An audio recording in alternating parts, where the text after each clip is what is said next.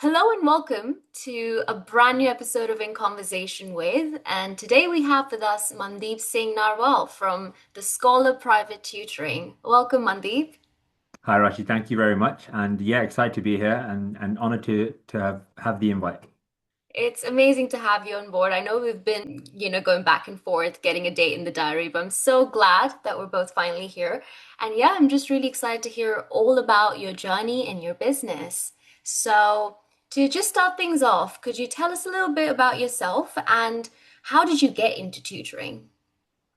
Sure, great question. So my academic background is I studied maths at University of Birmingham. And when I was at university, like a lot of people do, I started tutoring and I also had teaching as one of my options in terms of a career path. So I thought it's a bit of a two in one. Let's see where things go. So that carried on kind of in the background, fizzling. After graduating, I actually ended up deciding to pursue a career in teaching. So I trained with the King Edward's Consortium, which is a SCIP provider, a school-centered initial teacher training provider in Birmingham. And for anyone around the Midlands, they'll know the King Edward's grammar schools and independent schools quite well. So I was at a really lovely place, really well looked after, trained, I would say, to a really high level. And as part of that, I then went to do my first stint of teaching as a trainee at King Edward's Grammar in Aston. And then following my qualification, it was just 1 year then. I know people will be a bit unhappy about the extension now of 2 years to get qualified, but I think I was the last year that scraped in. I then went on to teach at King Edward's Birmingham Boys, which is an independent boys' school in Birmingham. Fantastic place to work. And then after 5 years of teaching at King Edward's, I came to a crossroads where I was really enjoying the school. It wasn't like a lot of other teachers where you hear they've left school because of the conditions and things weren't great. Mine was the opposite. I had the blessing of being in a great school. And as a result, when I came to the crossroads of thinking, what do I want to do next with my life? My daughter was on her way. My first daughter was on her way.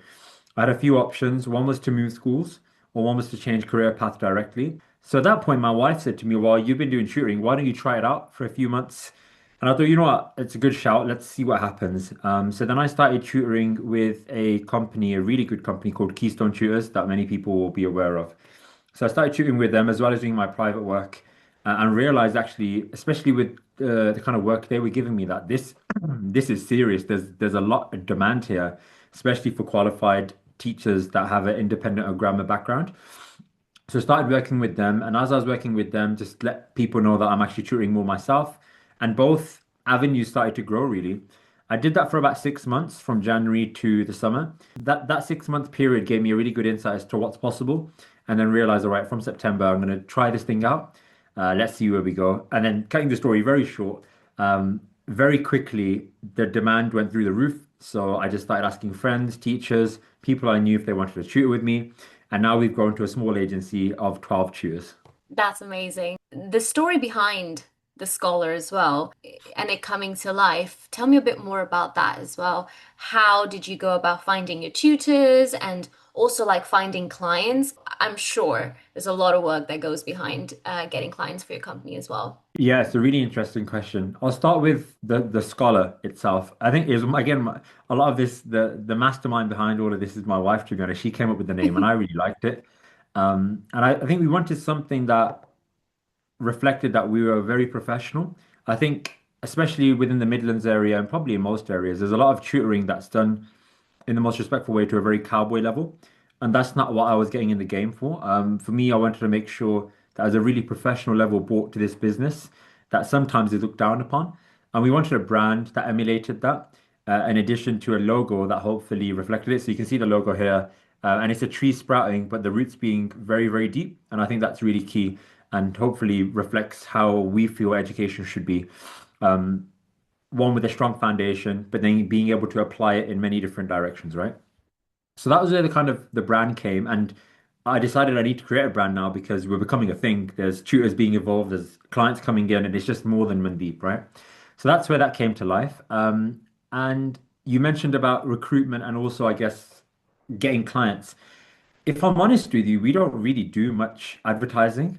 And I remember going to one of the tutor conferences about, I think it was 2 years ago, where they were like, the kings and queens of the tutoring world. And someone asked this question. They said, you know, what do you recommend Google Ads or Insta ads or whatever? And a lot of them just said, look, that time has passed unless you're going to put a lot of money into it, because it takes a couple £1,000s just to test to see what works, right? And that's not feasible for most people. So I was very fortunate that we purely went on organic. And I've been fortunate enough where I haven't needed to go on a crazy scaling kind of journey. I've been quite content. I've been balancing, you know, being a dad with my two young daughters. So personally, for me, I'm not the kind of standard entrepreneur. I've been quite steady and happy. So for me, there wasn't a need to go out and just fire all guns. And for us, the organic growth complemented that really, really well. So yeah, it was literally just word of mouth. When I started realizing that that's going to be our biggest tool, I think I've seen it as well, especially as a parent. Like we recently, with my oldest daughter, yet 1 year ago, we got a sleep consultant involved, and she was fantastic. She literally changed our lives. Now, she hasn't asked me to refer her, but anyone that I get into a convo regarding babies about, I'll be like, right, do you want her number? And I have Yeah. referred her to so many people, and that in itself reminded me that if I just do a good job and go above what people expect, whether it's someone's really bad or someone's really good, people always want to talk about those two things. And normally it's the bad one that gets in there first. And yeah, that's what's happened. Families just recommended people out of their own will. And here we are today. So I would say the main way we get our clients is organically. I've recently started a channel called Mandeep Educates on Instagram, due to the demand of parents, in particular, and also tutors as well, that have generally asked me questions or booked in for consultations. And that's just sharing everything to do with tutoring, schools, education, childhood, even just kind of business acumen, entrepreneurship, all that kind of stuff. So we're getting quite a lot of leads through there, and that's kind of a secondary benefit, if that makes sense. The main aim of that channel is just to provide value to people's lives. But people are seeing me and they're like, oh, we like what he's saying. We need a tutor. Happy days, right? So it's a nice added benefit. And then lastly, in terms of tutors, again, I've been very fortunate. We haven't needed to really go out and recruit. I had quite a funny stint of a LinkedIn job post because I thought, let's see what happens. And I had like 600 people apply in 48 hours. And I was like, what on earth is going on here? So we never did that again. But obviously, there's ways of managing LinkedIn job roles. But because the growth has been quite steady and quite containable, I ask my tutors if they know anyone or friends. I know a lot of teachers, obviously, because of my background. So it's through my personal network, or they've had tutors have had a really good experience with me and the company, and they themselves will say, by the way, Mandeep, my friend is biology or chemistry. If you have any openings, let me know. And I know, and funnily enough, past students of mine that are at really good universities, and they've recommended their friends. So we do have a mix of qualified teachers and graduates, but the graduates we pick are exceptional, and I know most of them personally. So yeah, it's basically a lot of it was organic, and That's now you incredible. know I'm in a very blessed position. People are starting to just email me randomly, because friends have recommended them or whatever. So yeah. Mhm. I love what you said, that instead of going for Google ads or meta ads, you're just kind of creating content that will actually be of value to people. And they watch that and they're like, gosh, I want this person to tutor my kid. I'm also really intrigued by the specialist tutoring that you provide. So I was looking at your website and it says you provide specialist tutoring. There's a lot of tutoring around maths as well. Did you start with maths and then kind of started with other subjects as well? Yeah, exactly. So because my background's in maths, initially the website was maths, and there's probably some bits we need to change, to be honest. And then more maths came through, so I got a few maths teachers that I know that are good friends. They helped. And then yeah, those clients were like, "You guys are great. Can you help with chemistry as well?" And I was like, "Okay, let me find a chemistry teacher." So in summary, generally it's STEM, so all sciences. We do English, maths, and also economics. As well as that, as you've probably seen on the website, we're starting to delve into consultancy, and a lot of people say, "What on earth is consultancy, right? What the hell is that?" That is one of Um, my questions. yeah, and so many people ask me like, "You're an educational consultant, like what is that, right?" So in essence, you can consult on anything. But if I had to narrow it down, what we help families consult, and consult on them with is generally admissions exams, schooling, which schools to choose, what's the right subject, what's the right options, subject choices, university choices, and we also, as an extension of the admissions process, now what we've started doing, and me in particular, we've started prepping students with interview preparation, and that I'm really enjoying at the moment. And there's a huge demand, especially this past month, especially with the 11 plus and 16 plus students are looking to change sixth forms. The demand for that has gone through the roof. And I'm really enjoying teaching that. So I think that's something that we're going to keep an eye on. And I'm kind of trialing in the background with my clients currently, but I'm hoping to roll out a bit more of a formal service in terms of interview prep, how to speak without filler words, how to be concise, how to sell yourself in a powerful but respectful way without sounding too big-headed. These are things that, the average 15 or 16-year-old has never needed to do. And all of a sudden you're going for an interview at Wickham Abbey or Westminster or whatever it is, right? And it's quite daunting. So you can be as clever as you want, but what we're finding is there's a real demand and appetite for teaching students, yes, the academics, but also the soft or meta skills, whatever you want to call them, that are so crucial now in obtaining the best school places, but also that are going to be important for later in life as well.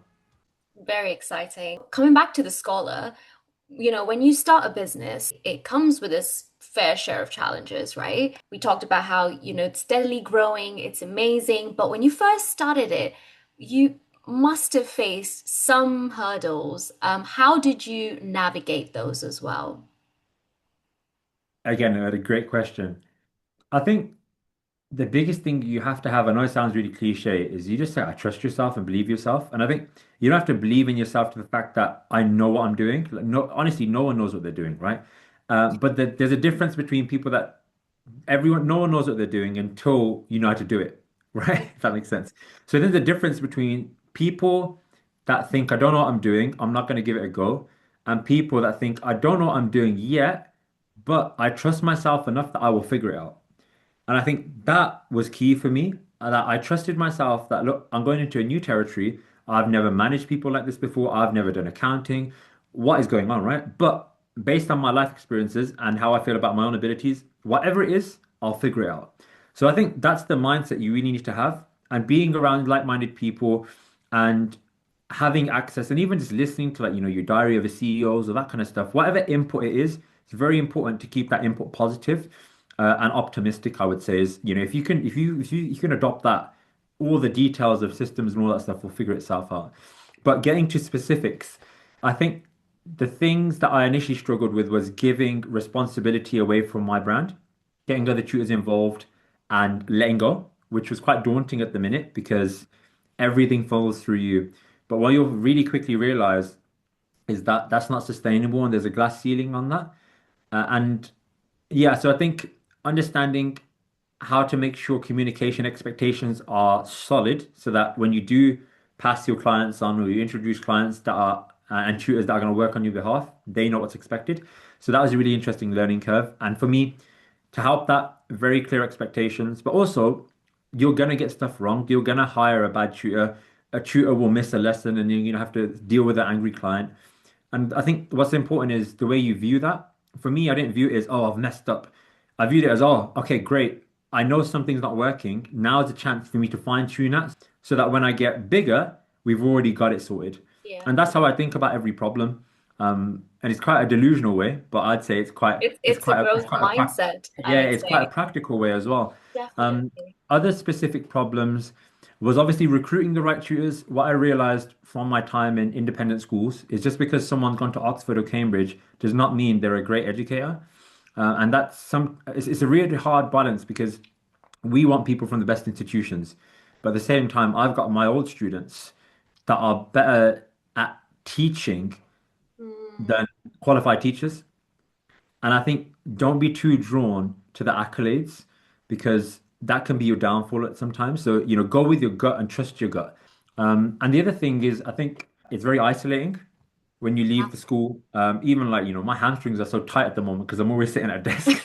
So yeah. like stand-up desk, walks, all the rest of it. But in Yeah. terms of tutoring, I think having a strong network, and with any business, having a strong network is really important. So attending events like the Tutors Conference, the Tutors Association conference has been honestly life-changing for me. I was a speaker the first time I went. And that just put me in touch with some great people.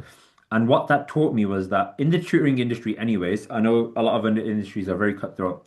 People genuinely want to help. So Will, who is the founder of Keystone Tutors, I was just tutoring with them for about 3, 4 months. And I said to one of the client managers, like, oh, like, would Will mind if I just picked his brain for 15 minutes?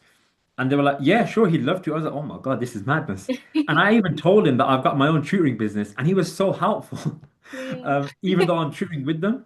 And I'm very thankful to him for that because I think he probably saved me a year or two of business Wow. mistakes. So like ask questions, right? And especially when you go to these networking events, speak to as many people as you can. But when you go and speak to them, like rehearse what you're going to say. Don't just start with the small talk because no one got time for that, especially the busy people. Even at the end of someone's lecture or talk, always ask a question. I remember I asked a question. I can't remember what the question was with a panelist of the winners from a tutor association. And I have like 6 people come to me because I asked that question. And now like one of them gave me like 5 clients. One of them became a tutor. I have a business partnership with the other one where I any primary school students I have, I give to them and they, do you know what I mean? So just expose yourself and no one, especially the tutoring field, no one's judging. And the last thing I will say, I could talk about this for ages. I think the last thing that a lot of people make the mistake of is not finding time to think.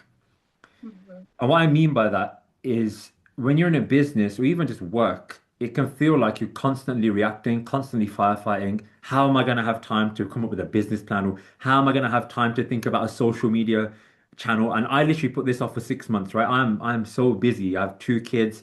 I'm a trustee for two educational charities. The list goes on, right? I'm doing my master's at Oxford at the moment. The list goes on, right? But Gosh. there's always time. It's what you want to do at that time. And I would say get comfortable with understanding the fire will never be put out. And sometimes just let it burn. It's going to be there anyways. But what you can do is start spending time on what you actually want to do. So what I do is I have think days. Every month, I'll try and just clean my calendar. And this isn't just with business, this is life as well. So I'll think about, okay, how's my health? How's my fitness? How's my relationship with my family? How's my business? And out of one of those think days, I came across the Oxford Masters. If I hadn't made that time in Acosta, then I wouldn't have had access to that. Out of those think days came this social media channel. So I think get comfortable with understanding stuff can burn on the side. It doesn't matter. It's always going to burn. But you have to make time, dedicated time for you to think, one, to assess what you're doing. And is that the direction you want to go in? Because if you don't direct life, life will just direct you. And then secondly, to think about what are the things you want to do and start putting little chunks in, even if it's in a month's time and I don't know, you want to write a book, right? In a month's time, put in a half day to say, right now I'm just going to think about a book. I watched a documentary on Bill Gates and he spends 2 weeks every year in a cabin in the woods with a bunch of books. And people take him 2 meals a day. Other than that, he says, don't disturb me. So Wow. if Bill Gates can make 2 weeks out of the year, we can make So like a can half an we. hour every month, right? And I was like, this is what all the top people are doing. And there's some book recommendations. There's a really good book called A Minute to Think. That book is brilliant, and it actually talks about how you will save time if you make time for think. That is such good advice. I think I'm gonna have to start incorporating that. Like having think days, I think that's such a good way to do life and not just work, but just in life, just having some time to just sit with yourself, right? And just think about what you want to do. And I think it's very uncomfortable the first time you do it. I would like just as a one-on-one on how to do this. I would recommend go Yes, to a please. place of nature, notebook, no digital devices, and initially you'll like you'll be like twiddling your fingers because normally we're just used to not having time that's blank. So get comfortable with it, and it will take like 1 or 2 days to get like used to it. Now I love it, right? I can't wait for it. And then just think about, okay, what are the areas of life that you want to focus on? And then evaluate what's going on and is that what you would like to be going on? And at the end, what's the plan? Are you going to carry on? Are you going to tweak something? But the key is don't just leave it to theory. You have to book a date in the calendar. You have to send a cold email. You have to action it there and then so that the ball has started rolling. Otherwise, you'll get to your next think day and it still would have been written on the paper. So this one's great, A Minute to Think by Juliet Funt. Love that. And it just Okay. talks about how she goes in and trains the most busiest people and makes them realize like this will make your life more efficient, you'll make more money, and she gives actual proof of it. The other thing in terms of conversations, which I think is really important for anyone that's gonna be conversing with their own tutors, clients especially, is this radical candor, how to speak in a radically candid way, but also without sounding like a savage. Because it's tough dealing with clients, and especially when you get even like ultra high net worths and high net worths, how do you hold your ground, right? Because Mm. otherwise, these people are experts. They'll trample all over you.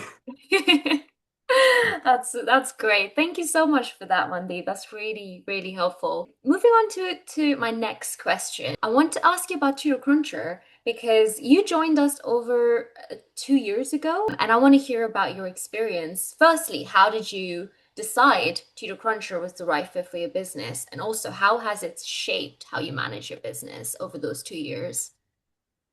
Sure. If I'm being totally honest with you, I think the reason I went with TutorCruncher is because you had the first to market advantage, especially when it comes to split payments. And as we work as a tutoring agency, I think your company was one of the you were kind of pioneers of split payments and what that even means, right? Especially with the new tax laws coming in. So I was like, everyone's doing it, looks great, let's go, right? And I've had no qualms since. What I generally use it for is payments, setting up jobs for tutors and clients, invoices. The other thing that really helps me is just the like analytical insights. So I can work out, I've got my personal tutoring on there, and I've got the agency. So I can see actually this month, my agency's made me this, my private tutoring's made me this, and I can even filter to say this tutor's made this much. This client has took X amount of service from us. So I really like those breakdowns, if that makes sense, in terms of quick analytics and the fact that you can export that into an Excel sheet and all the rest of it that I won't bother people with. But there's loads on your website. And the one thing I do have to shout out are the tutorials. The tutorials are great. And even like yourself, and I'm not just saying this to try and butter you up, but like yourself and the client managers, they're very reactive. And I think that makes a difference. And if I'm depending on you for my payments, for my tutors, for everything, I need someone on hand. So I think having the dedication you do is a real asset, and that's why I'm still with you guys. Oh, thank you so much for saying that. That is what we strive to do. We want to make sure that our clients get the best customer experience because we grow when you grow, and we want to make sure you have an incredible experience with TutorCruncher as well. So thank you for that. This is like one of my favorite questions. I really enjoy asking people this. What do you love the most about running your own tutoring company? There's a lot. I'll start with, I think, the challenge and the problem solving. And initially, it can seem well overwhelming. And like I said, there's always going to be 100 fires, right? But as soon as you start choosing what you want to focus on and you develop those things, I realize how it's developing me as an individual. It's developing my family life, it's developing my social life. And also because I work with a lot of educational charities, literally whatever business acumen or skills I'm picking up here, I'm using there. For me, like to be able to give back to my community with these skills is amazing. And I'm really grateful that I'm able to kill two birds with one stone in that sense. Other than that, I would say it's taught me a lot about my own self, how I regulate myself.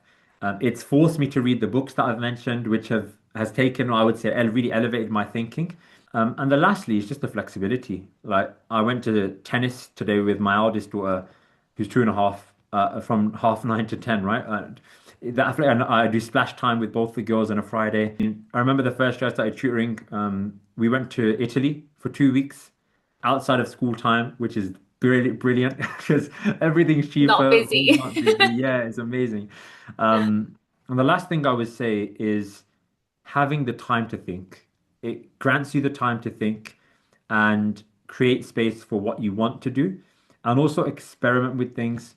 Like, I've met people, or I would say I've gone into areas that I never thought I would have, whether that's, speaking to really successful, really wealthy people or whatever else that might be, right? Like creating my own team and learning this.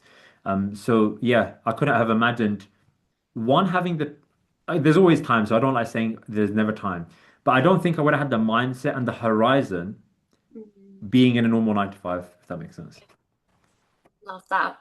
And finally, what's next for you? Are there any exciting projects, any plans on the horizon? We're really happy with the way things are going. And I'm currently experimenting with a few of the aspects I mentioned earlier, how to develop students for interview, but also how to develop students to become confident speakers, clear speakers, powerful speakers, how to develop students' efficacy, which is something I'm looking at Oxford University now as part of my master's. Efficacy in itself is your belief about your ability. So self-efficacy is one's own belief about their own abilities. And it's a really big thing around education. And what I've found through my general reading about just optimism and how do we develop children academically, yes, but that's not enough right now, especially with, all of these things children are dealing with, whether it's increased rates of depression, anxiety, just general mental health, and the effect of social media and technology. So that's something I'm really interested in, and how that formulates into the scholar, I'm not quite sure. But what I am seeing is the research is already affecting my lessons. I'm seeing things that I can implement, strategies I can implement with students to make them more confident in their own abilities to break those barriers, and the results are pouring through as well. So how we develop that into a service, I'm not sure, and even if that develops into a service, I'm still playing around with. But yeah, I'm seeing that there's a big appetite from parents, especially those at your independent grammar schools, but generally as well, for students to be really well articulated, confident, know how to pitch and do the kind of Dragon's Den things. And even random things like I recently tutored a student on what investing is. So, what are the different investing types? So, there's different avenues of tutoring, kind of wider life tutoring, not just academic. So, I'm excited to see where all that goes, as well as mentioned, laying the foundations for the company and sorting our systems out. Oh, that's so incredible to hear. And I wish you all the best. Obviously, TutorCruncher is right here if you need any help with setting anything up. And yeah, thank you again for doing this with me, for sharing your story, your journey, and just all these incredible insights. I think people will learn a lot from it. So thank you so much. Pleasure, Ashley, and thank you for having me on. Is a really nice is a really nice like reflective experience for me to actually get this down on paper. So I'm grateful to have the opportunity. And yeah, thank you for all the support that you and the organization continue to offer.